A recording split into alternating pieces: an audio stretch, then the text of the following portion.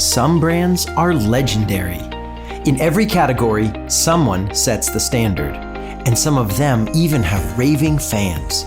Join Scott Wozniak and Jack Fussell, the CEO and CMO of Swoz Consulting, on a journey of discovery. How did the legends do it? And how can you become a legendary brand too? Well, hey, Scott, this is Jack, and I'm so excited to be on this podcast with you. Yeah, this has been fun. We've been talking about doing this for a while, and we're finally getting around to doing it. I know. So before we dive in, because I know there are a million things to be said about this. You and I could literally talk for hours and days and weeks about this. But I have one big question for you before we even get started. I have two questions. This is the first one. Who is this podcast for? Great question. And this is not trivial, right? Like, it's a big deal.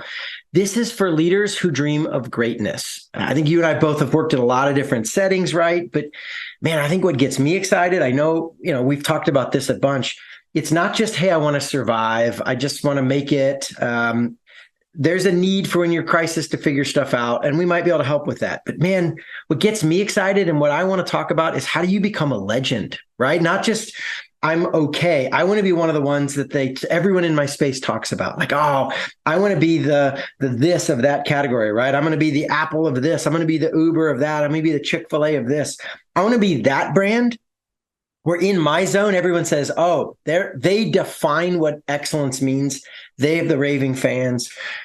If that's your dream, if you want to be that, if you want to grow into that, that's what this is for. Now, that might mean a CEO of a company who's trying to build, maybe you're third generation and you want to take the family business and make it epic. Maybe you're a tech startup guy. Maybe you're just like the leader of a division and you're like, I want my division to be the best one in this company. But we both have a background. We've also spent a lot of time in nonprofits. I mean, yeah, lots of business. And we tend to use a lot of business lingo as kind of our default terminology here. But we've both applied this in the nonprofit world. They want to be legends in their space. But that's probably the differentiator is we're not a industry specific conversation here. Yeah. I want to have a conversation about legendary specific. I don't know if that term makes sense, legendary specific, but like, if you want to be great, if you've got these grand dreams and you're like, I'm not satisfied being regular, but you don't know how to get there, that's what we're excited about. That's what we do. Yeah. Yeah, we're not going to do a podcast called Be Average. Like, can you imagine? That's right. All right, guys, we just want to be average today. We're just going to shoot for this kind of the norm. That's the best we can do. So definitely not that podcast. Yeah, I'm out, right? Like, this is a very short podcast. So my second follow-up question then is, when we talk about legendary brands and we talk about, you've just written a book. And so why the book and why even talk about legendary brands? Why do you feel like it's even applicable to so many different industries, whether, with business, nonprofit, whatever it is? Like, give me a little bit more insight on that. Yeah. Why the book? Well, I've been doing this work, you and me, the whole team, we've been doing this work for a long time, 15 years, almost 20 years. I mean, you got to do the math. We're getting old, Jack. We're getting old. So yeah. And when I say doing this work, we've been inside helping people build legendary brands. And so why? Because I saw how to do it. I saw that it's possible. I mean, it's not luck. And that's what I think I believed beforehand, right? It was like, well, some people get lucky. They got a product that's genius, or they have the charismatic leader who's, there's something about her. She's just special, right? And if you get lucky, then you can be a legend and the rest of us just, make it through. And then I got to see how they did it. And I was like, I mean, there's some smart people in there. Don't get me wrong, but there's a system, there's a pattern, there's a process. So we've been helping people build it. And I honestly thought about writing the book 5-7 years ago. I was supposed to start this thing. And the podcast is a cool idea. I dabbled with a podcast 15 years ago that doesn't exist anymore. And I didn't even have the records for it. So like, oh, well, but yeah, like these are all cool, vague ideas. And then I went out and did it all and had enough demand. And frankly, we just kind of got to the point where there's more people who want to hear from us and talk about us. I mean, these days I say no to more speaking opportunities than I can say yes to. Like, my calendar just fills up and I'm like, sorry, I got a company to run and I got a family I want to be with. And, I'd like to sleep a little bit somewhere in that mix. And so how do I help more people? How do we keep this growing without me just continually working harder and harder and harder? And so the last couple of years, we've been shifting a lot to let's put this content in a format that people can get value out of without me having to personally show up, without Jack having to always be on the road. And so our team's we're still going to keep doing that work, but man, this is, how do we share this with more of the world so more people can become legends? So that's where this got started. Now, why? You asked kind of a two-part question, right? Like, I got to get myself ready. Is this going to be a lot of two-part questions, Jack? Probably. I'm really good at saying, hey, I got 2 questions. And it's actually like 7. That's what I was going to say. I feel like you're cheating on me here a little bit. I see what's going on. I see this. All right. Yeah. So I don't just think it could work in other businesses. That was the question, right? How do we know? Yeah. Why do we think it? I've seen this. You and I have done this in lots of other businesses, right? I mean, gosh, we've done this with, you've worked with Moroccan small family firms to national brands, big retail chains. Construction companies to software startups. I mean, it's not a theory that we're rolling the dice and saying, I hope it works this time. It's like 15, 20 years of doing this. You're like, okay, yeah, this is just one of the fundamentals. It just works. And before we get into how, like that's probably the next set of episodes, right? Is we're going to unpack all how. Maybe I just like stop and make sure we get this before we lose people. You can do this. I mean, you, listener, you exactly can do this. I don't care what your business is. You might say, I'm technical, right? It's commoditized space. It's a really price-driven category, like a business to business. And those guys just don't react the same way as, Apple cool products. We're not sexy consumer electronics, right? Like we're boring and basic and you just can't do it in my category. And that's just not true. I mean, in fact, Jack, why don't we do this? Why don't we swap some examples of brands we've seen that maybe are in categories people would say you can't do it. And I would say like, well, it's being done. You just don't know about it. Yeah, because I think that's really, really true. I think there's a big time, and I think we've all kind of bought into it that, only the big sexy things, the Disneys or the Apples or whatever, they're the only ones. But, we had recently some electrical work that need to be done. So I can do some handyman stuff around the house, but if my rule is if what I'm working on can kill me, I don't like to do it. So that's the fair rule. That's fair. Yeah. Changing out a doorknob, not going to die from that, but changing out a big electrical thing, that could kill me. So I had these electricians over and we've gone through, because my wife does home, design work and renovation work. So we have gone through just the gamut of electricians, and we tried this new company, and I could not believe what an amazing customer experience they delivered. I mean, the professionalism, their call system of reminding you about stuff, and then the professionalism when the guy showed up, the truck was clean and beautiful and every part of it. I mean, the way he came in and just took care of everything. He had his vacuum with him and he was ready to go. And then afterwards, the follow-up they did.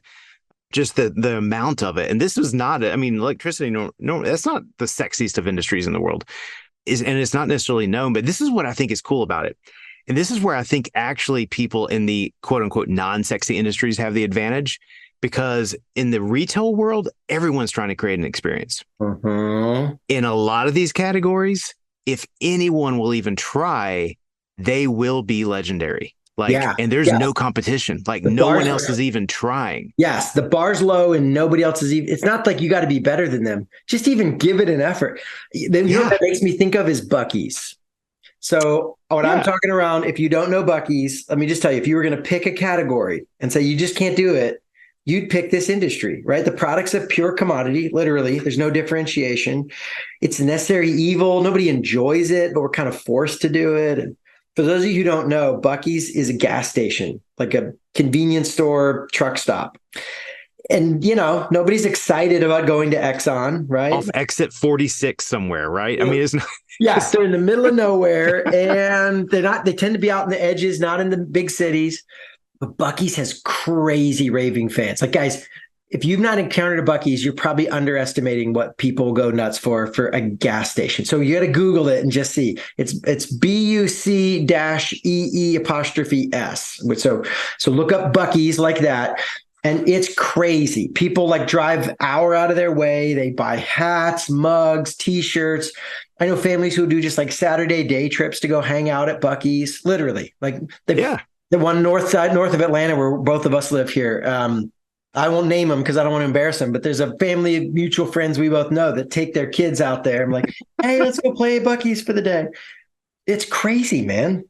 Yeah, and people rave about it and they get so excited. And you're right, they'll take different routes to their summer vacation just so they can swing by one. I mean, it's a huge deal. Yes. And why? Because, well, they're the only one in that space I know who's not just trying to not be nasty, right? They've got a mascot and they've got fine fudge shop in the middle and you get free tastings and the bathrooms are phenomenally clean and epically huge. And it's just, they make an experience out of stopping for gas.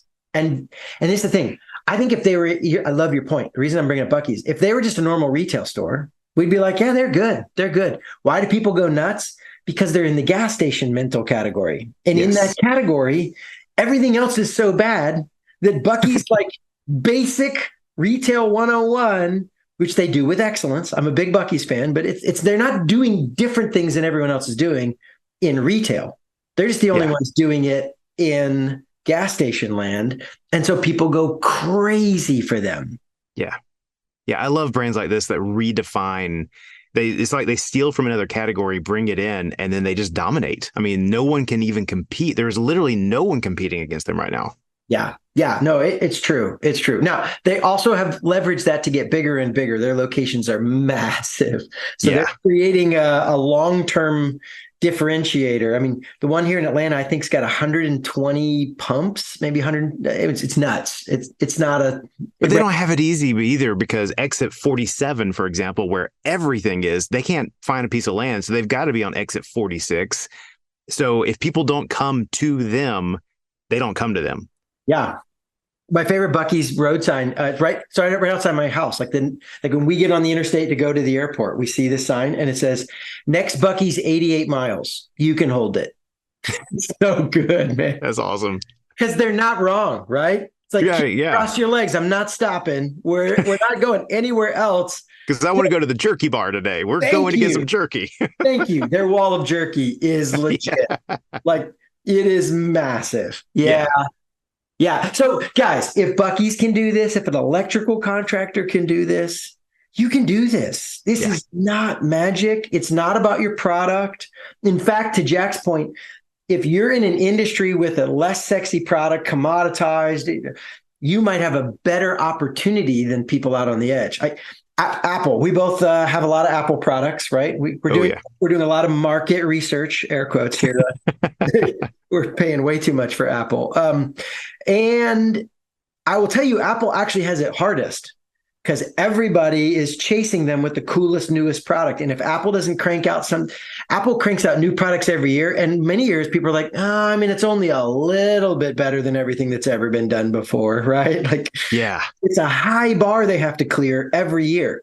Well, they have to clear their own bar. And now you've got so many other companies, Samsung especially, who are literally, the product is almost identical, if not between you and I and everybody's listening, a little bit better. But so those industries have it. A Disney has it really hard. They have to spend millions to keep up, millions upon millions to keep up with what Universal is doing down the street. So there are some stiff competition spaces, and I think sometimes those less sexy really underestimate what an advantage they actually have. Yeah. So it's a system. It's not luck. Yeah. Doesn't matter your space. You can do this. So totally. A lot of time building it. Maybe in the next episodes, we'll start talking about how you actually do this. How's that, Jack? That sounds awesome. Can't wait. Thanks for spending some time with us on your journey to legendary. If you enjoyed this episode and want more content like this, you may want to sign up for our newsletter. You can do that and learn about all the ways we are helping leaders build legendary brands at swozconsulting.com. That's www.swozconsulting.com. Greatness is possible. You just have to build the right engine.